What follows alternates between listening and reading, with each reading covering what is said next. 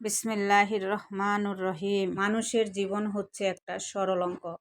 যতই দিন যাচ্ছে ততই আমরা তার সমাধানের দিকে যাচ্ছি। আজকে খুব সকাল থেকে ভিডিওটা শুরু করলাম।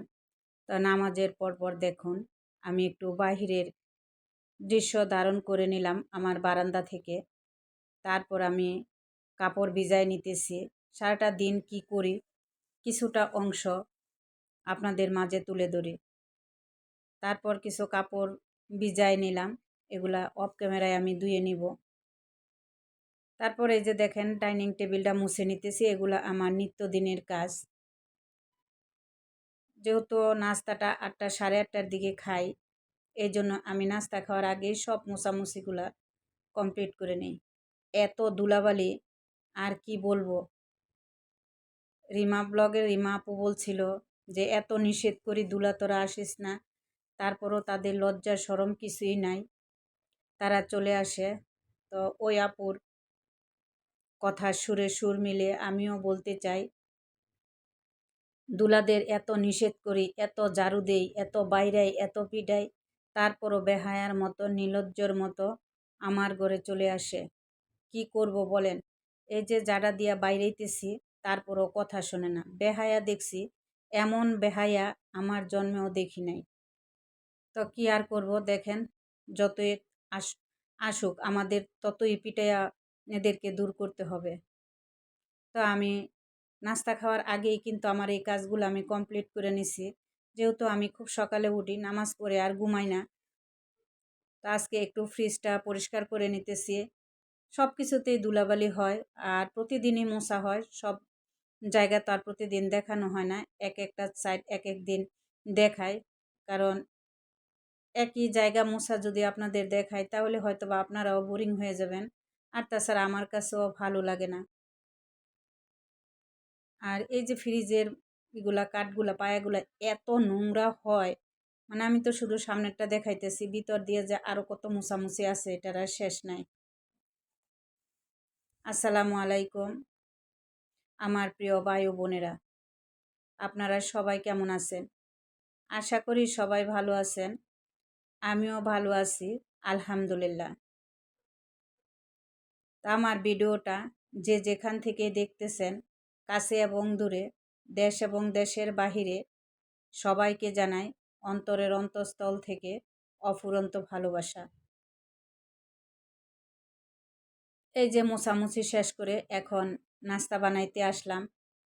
প্রতিদিনের কাজ, একঘেয়েমি দেখা, এটাই আমাদের লাইফস্টাইল। এই কাজগুলো আমাদের প্রতিনিয়ত করতে হয়, এটা থেকে বাঁচার কোনো উপায় নাই। আমরা নারী যত কিছুই করি না কেন আমাদের এই কাজগুলা করতে হয়। অনেকেরাই চাকরি করেন, কর্মজীবী মহিলারা আছেন, আপুরা আছেন, তারাও বাসায় আইসায় এই কাজগুলাই করেন। তাদের অনেক কষ্ট হয়ে যায়। আসলে চাকরি করা, সংসার চালানো দুইটা জিনিস আমার কাছে মনে হয় খুবই কষ্টকর। আল্লাহ ওনাদেরকে ধৈর্য দেখ, এই দোয়াই করি। যারা কর্মজীবী আপু আবার সংসার করেন, আবার ইউটিউবিংও করেন, সত্যি যখন মনে করি যে তারা কিভাবে করে, তখন আমার সত্যি অনেক মানে ওনাদের জন্য কষ্ট হয় যে ওনারা, এই আপুরা এত কষ্ট করে, মানে বলার মতো না। তো আমাদের এক ব্লগার আপু শাহিনা আপুর ভিডিওগুলো আমি দেখি, ওই আপু চাকরি করে, ব্লগিং করে, রান্না বান্না সবই করে। তা আমি মনে করি কোনো মেয়ে কোনো দিক দিয়ে কিন্তু কম যোদ্ধা না। আমরা মেয়েরা সবাই কিন্তু এক একটা মেয়ে এক এক দিক থেকে যোদ্ধা। সবাই আমরা অনেক কাজ করি, তারপরে দেখবেন দিন শেষে আমরা সংসারে অবহেলিত।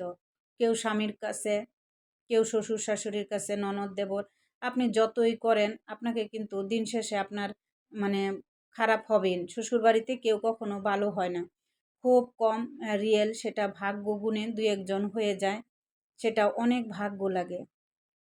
তো দেখেন আপনাদের সাথে কথা বলতে বলতে এখানে আমি প্রেসার কুকারে একটু সিম সিদ্ধ করে নিছি। আমার সিম নাই, তো আমি সিমটারও সরিষা দিয়া বাগার দিই। নিরামিষ সিমটা যখন আমার করা থাকে তখন মাছ দিয়ে খাই, যখন একটু বাড়তি হয়ে যায় তখন আমি সরিষার দিয়ে বাগার দিয়ে নিই। আমার এইভাবে নিরামিষ সিমটা আমার কাছে খুবই ভালো লাগে।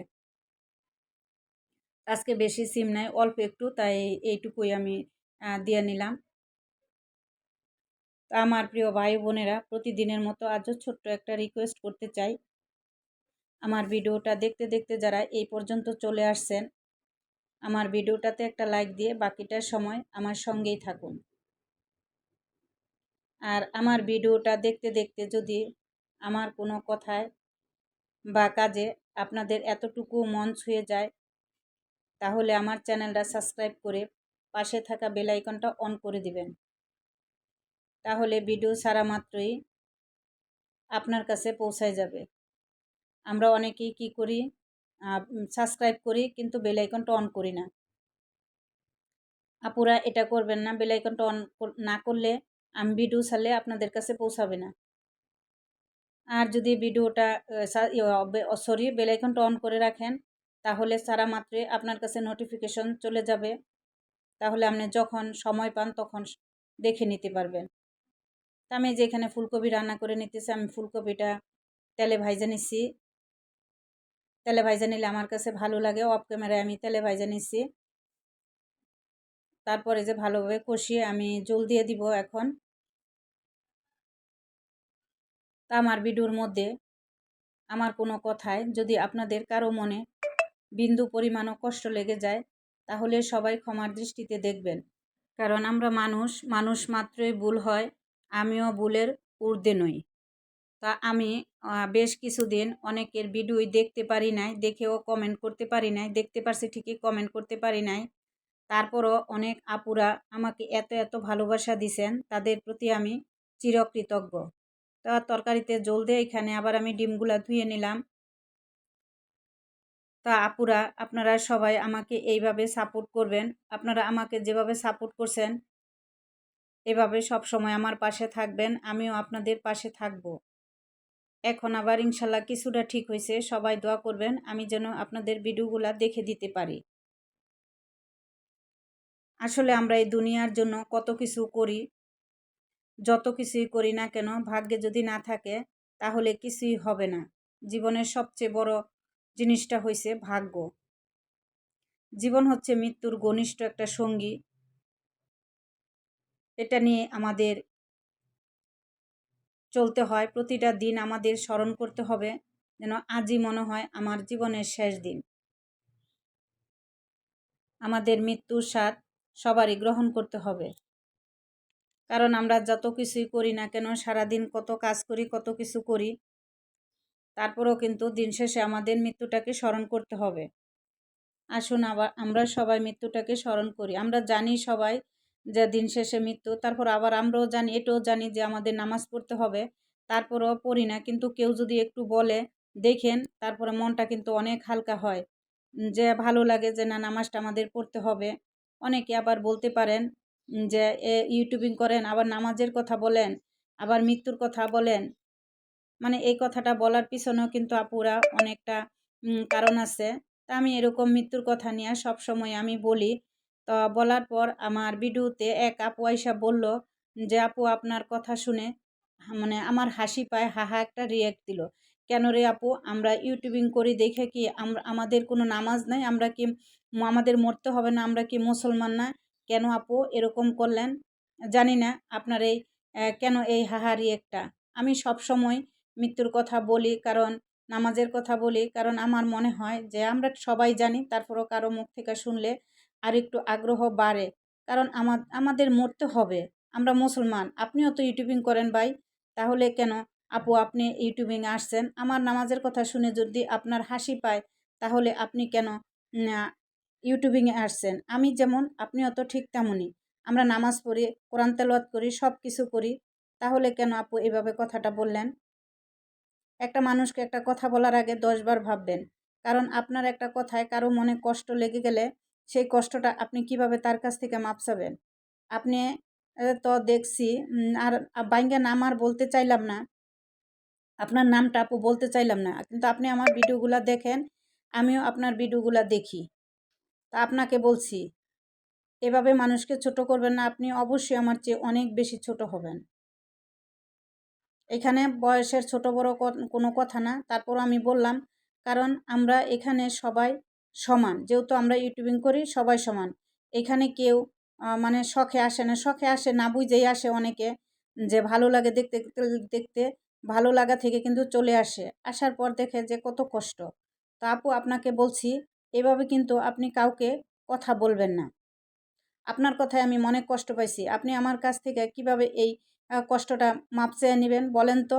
এজন্য কথা বলার আগে 10 বার ভাবতে হয়। যাই হোক আপুরা, ইউটিউবিং করি এটা কারো কাছে বলতেও পারি না। আপনি একটা ইউটিউবার হইয়া আপনি কিভাবে আমাকে এরকম বললেন?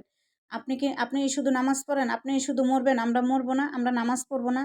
আপুরা, আমার কথায় কেউ কিছু মনে করবেন না। আমার কষ্ট থেকে এই কথাগুলো আমি বললাম। যদি কেউ কষ্ট পেয়ে থাকেন বা আমাকে ভুল বুঝে থাকেন, সবাই ক্ষমার দৃষ্টিতে দেখবেন। তো আজকের মতো এখানে বিদায় নিতে চাচ্ছি। সবাই ভালো থাকবেন, সুস্থ থাকবেন, নিজের প্রতি খেয়াল রাখবেন, নিজেকে ভালোবাসবেন।